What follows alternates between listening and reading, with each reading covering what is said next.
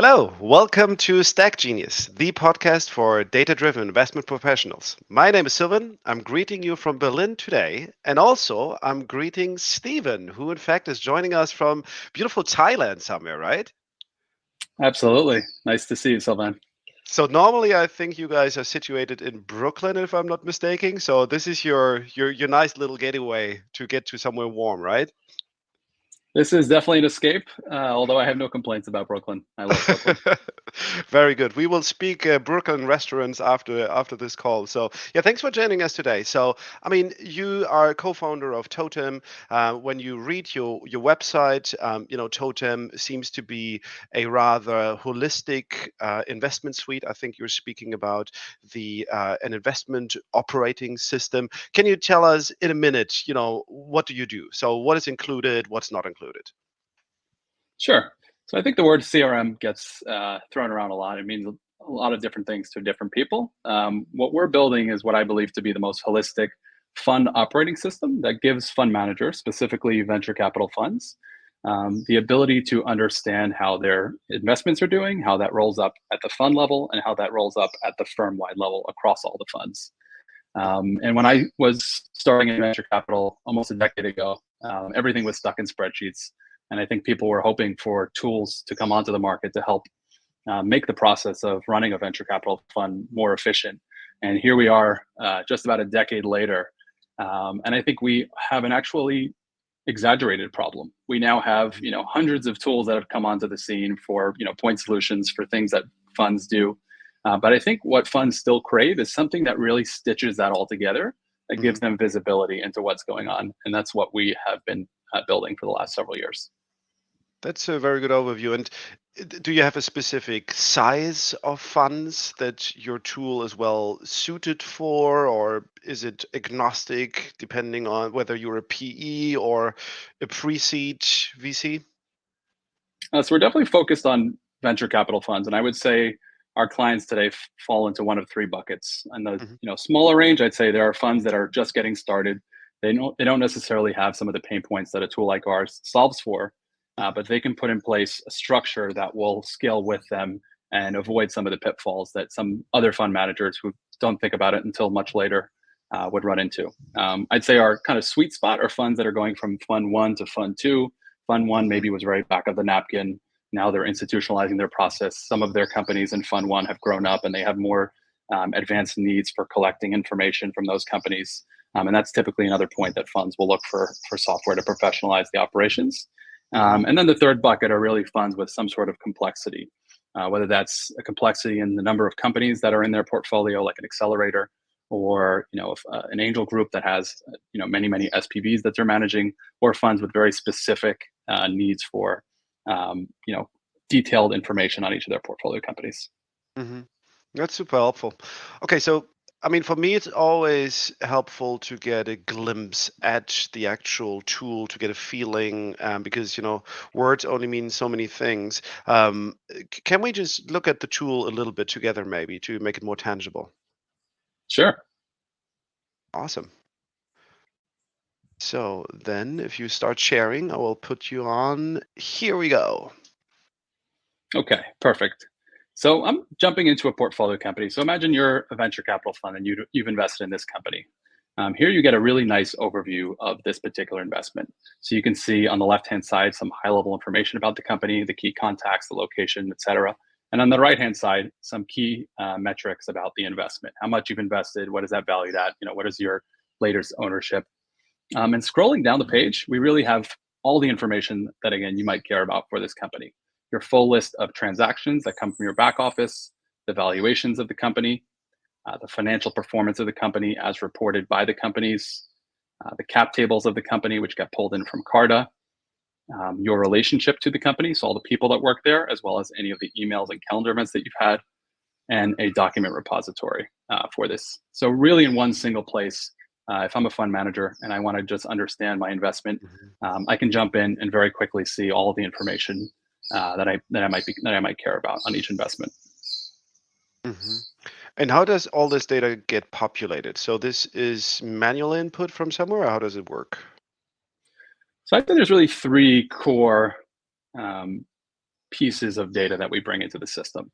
So number one is really going to be from your back office. So we tie to your back office in whatever format that they're currently recording things in to pull in all of your transaction level details and valuation details. That's kind of component one.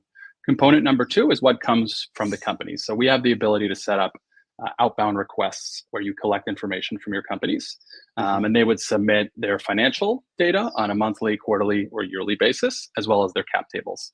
So that's kind of the second piece, is what you request from your companies.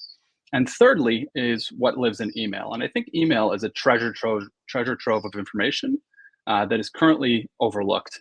Things will get sent to you in an email from in an investor update or a board deck, and that would often just sit there, not really being useful. And we've actually built AI, and I want to show you this. I think you're going to really like this. That will actually go into the investor updates and pull out insights using AI. So simply by you forwarding an email to our system, we're going to be able to, number one, figure out which company in your portfolio that's associated to. But number two, and more importantly, actually go into the body of the email as well as any of the attachments and pull out insights for you to be able to look at.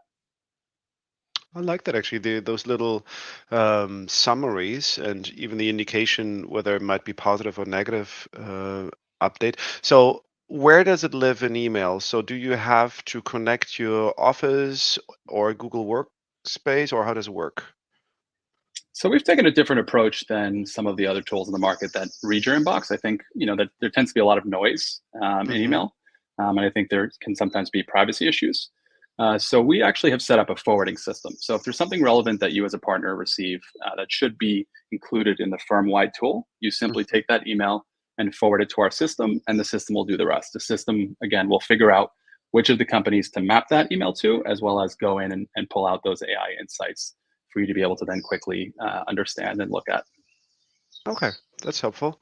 So it's by choice that it is being recorded. I want to go two steps back. Earlier, you said that the data from the portfolio companies, the financial data, would come into this, and you can set up the requests. So do the companies need to go to a specific form, to a user interface? Do they send just their formats? How does that work? Yeah, so let's talk about the data collection, because I think that's also unique to what we've Mhm, built here. So I'm mhm, just going to jump to our data collection tool, and this is where a fund manager can set up, for each company, what information do they want to collect at what time, when do they want to send it out, and they'll do this for each of their companies. And I'm going to just open up an example so you can see what it might look like on the company's end. So the company would receive a simple link that they can click on. They mhm, don't need to create an account. They don't need to connect their QuickBooks. And all they do is upload their standardized financial statements as is, whether it's a QuickBooks format, whether it's an Excel workbook, whether it's a PDF. They simply upload their standard financial statements. And behind the scenes, we've actually built AI that will extract out the top line numbers. So I think the name of the game is really reducing the friction for the founders by not having them create a login. This is not a tool for companies. This is a tool for fund managers to make it easy for companies to submit their data to them. And I think this gives the companies a very easy ability to just upload their standard statements without having to key in a form. And on the receiving end, the investors to get structured financial data for each of their portfolio companies. I really like it if it works. How do you ensure quality, or what's the feedback from your customers? Yeah, I mean, we've done a lot of work to make sure that there are no false positives that get Hmm. in. So I think particularly with accounting statements, there are often ways that you can double check things. So, for example, on the balance sheet, right, lists cash, as well as on the cash flow statement lists cash, and you can reconcile those. So we have a bunch of double checks that are in place to ensure that the right data gets put into the system. Hmm. But of course, I would say humans will still want to be able to review this. So there is an option that you can turn on so that you, the investor, have the ability to approve or reject every submission. So Mm. what would happen is this would go out to the companies. They would upload their data behind the scenes. The data would get extracted with AI and populated in the structured format.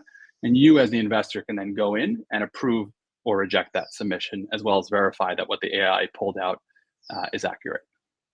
I like that. I mean, I probably would want to have that before it goes out into the LP report. So I like the ability to do that. Okay, understood. So what else do you want people to remember about Totem? Yeah, so I think we kind of walked through what it looks like at the company level. Let's just quickly Hmm. have a look at then being able to see things at the fund level. Yes, please. Right, so here you can see the fund. This is going to show you all of the performance metrics and how this rolls up for this particular entity. I can see, for example, by industry, the count of companies. I can see my performance over time, as well as a full list of our companies in this fund and a full list of the LPs. And then zooming out one level further is being able to see things at the portfolio level. So this is going to show you across all of your funds how the companies are doing. So I can see here, right, how much we've invested, and what our ownership is. And this is just a default report. Every firm, of course, has their own unique way of how they like to look at things. And we've made it super simple to be able to come in and create reports using all the data in the system. So I can very easily, for example, come in here and create a report and see how much we've invested by a particular industry and filter that down, to just see that. And we've even gone further as to allow you to filter by transaction. So let's say you didn't want to see the invested. Let's say you wanted to just see the first check that you've written into those companies. You could even drill further. And I think this gives you a lot of advanced functionality for being able to query the data in ways that are useful for your internal analysis or for reports that you might create for LPs. The last thing I'll show you here is this timeline view. So this really gives you then a nice feed of everything going on across your portfolio. So in the same way that you'd look at Instagram to keep up with how your friends are doing, we've created a really nice and easy timeline that you, as someone working at a fund, can log into and understand all of what's happening across the fund. So you can see here, right here was an email that was sent in, and here are all the positive and negative things and asks that the company might have. And you could easily click into this, and again, it will then open up to that email or to that document where that insight was pulled from. And this is great because at the end of the quarter, when you're going to put together your LP report, you also often will want to include some of the qualitative things happening at your portfolio companies. It's not necessarily just that the companies have been marked up, but you want to speak to some of the qualitative points happening at the portfolio, like perhaps there are new partnerships that some of your companies have signed, or big hires that they've made. So you can come in here at the end of the quarter and I can say, let me see highlights as of a particular date for a specific fund, and really then drill down and export all of this qualitative data. So I think between having the structured data that gets extracted out of financial statements and the qualitative data that gets extracted out of emails and documents, we really then give you the ability to draw from all of that for the purposes of easily creating the LP letter that will go out every quarter. Mm-hmm. I really like, by the way, just to give you kudos, I really like the user interface is very clean, but at the same time very, very functional. So I think that's definitely up there in the best practice. Good job. I appreciate that. Yeah, we've definitely, I think, spent a lot of cycles on trying to figure out how to make something complicated very easy. And I think one of the things that we hear again and again when demoing our tool to people is they've looked at all the different providers in the market, and I think as they see our tool and they just get it, they understand how to navigate it. We've tried to keep it very simple for the people that are just coming in and wanting to consume information, while still giving flexibility to the people that are ultimately managing the data at the funds. Yeah. No, that seems to have worked for sure. Maybe if we zoom out for a second, so if I try to summarize in my head, who this works for, so I can definitely see this to work for mid-tier and early stage funds. I can see it work for some larger funds, but also the PE world might have slightly different requirements.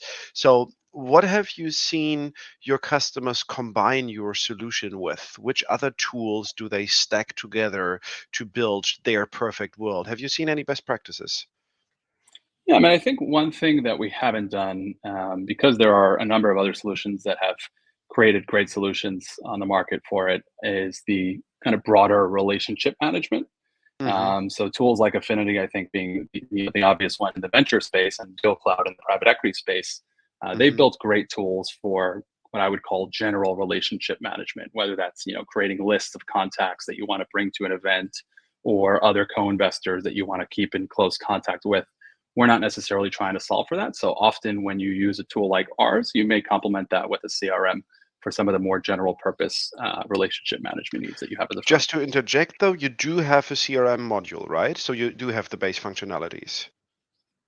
I would say it's we have a lot of functionality that you might find in a CRM, but we're not necessarily trying to go after the general use cases. We really care about people to the extent that they're associated to investments that you've made or deals that you're looking at. Less so about some of the, again, general purpose CRM needs that you might have. Okay, that's super helpful. Thank you.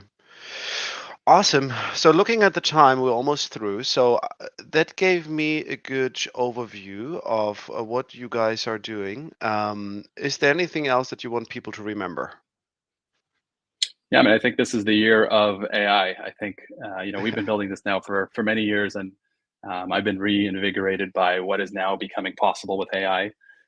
So I think all of the providers in the space are trying to grapple with how this affects them. So I'm very excited about what this is going to enable, and you've seen some of the early signs of this working and what I demoed today, and there's gonna be a lot more to come. So That's exciting. Yeah, I mean, I'm definitely looking forward to speak about the next product update with you guys. I do like, by the way, what you showed, the little highlights and lowlights. I think that's already a um, very distinct use case that is helpful in creating value to people. Maybe then almost in closing, so because you alluded to it a little bit, let's speak about the industry for a second. I mean, there is the AI is looming and might become the new interface. So do you see a future, and nobody can tell when it happens, is it 2 years, 5 years, or 10 years? Do you see a future where the user interface becomes irrelevant because AI will be the new interface? I think there will definitely be certain things that are currently being done in software that might get abstracted away to a chat interface. I do Hmm. think, though, with chat becoming more prevalent, in a way, the visual aids become more important as well. So when Hmm. other use cases start moving to chat, I think what remains becomes very critical to be in a visual format. So I would say AI is going to aid more so in the uh, data input rather than the way that you consume this. So I think that's the trend, at least in the near term. I mean, who knows, beyond that, what may happen, but I would guess that the data input is going to be the thing that gets affected first. Very interesting.